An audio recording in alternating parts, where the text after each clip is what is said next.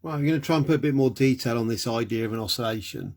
We're going to make a lot of references to graphs before we eventually kind of graduate onto the math. So technically the graph you're looking at, if I was a math teacher, I'd tell you that was a sine graph.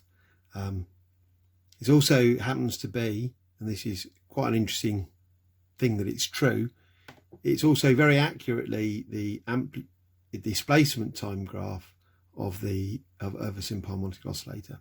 Just realised I nicked this off the internet from somebody who clearly doesn't understand this, because that's not a graph of amplitude, that's a graph of displacement. However, what we can say is that is the amplitude there.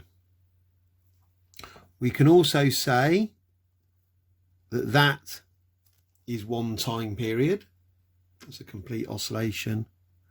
And we can say that that is a complete oscillation. Let's change the pen colour so we don't keep going over ourselves. We can say things like it takes half a time period. It crosses the equilibrium line every half time period. And we can say that it takes a quarter of the time period to get from maximum displacement back to the equilibrium position. Let's try and break down the motion a bit. Now, we have to be a bit careful when we're presented with these graphs. There are two general ways of presenting it. In reality, there are an infinite number, but you'll see two main ones. This is actually started with the oscillator at zero displacement. And when we get onto the maths, we'll actually always start it having the oscillator starting at a maximum positive displacement. And then actually that would make this a cos graph. But there's no obligation with the exam board to do it any particular way around, so we need to mix it up a bit.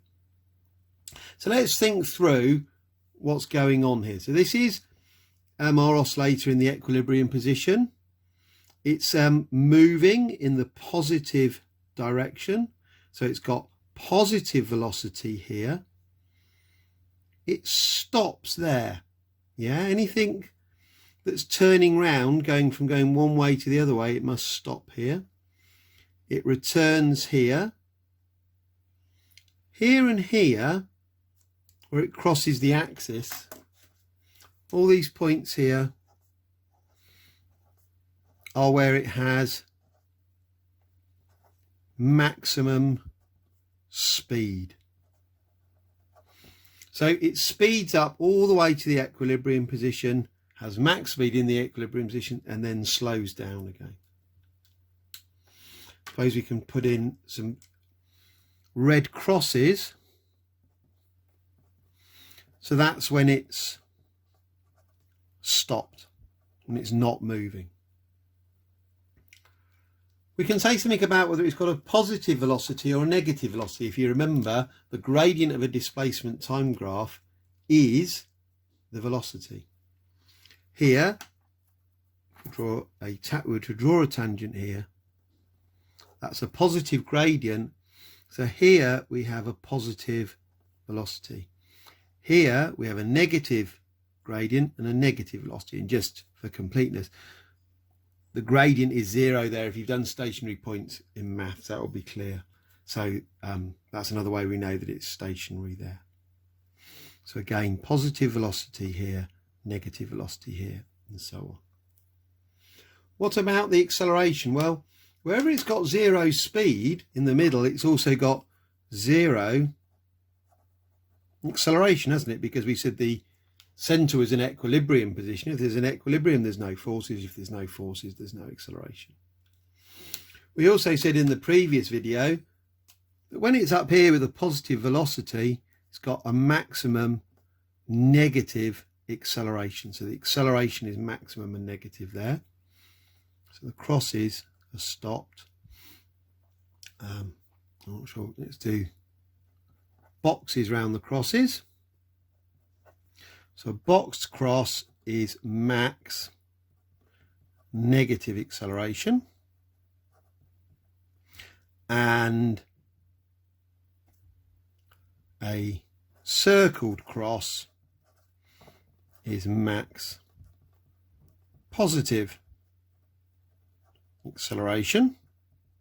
And finally, just a reminder, because I've got to stick it in somewhere, we've got to remember that frequency is equal to 1 over time period.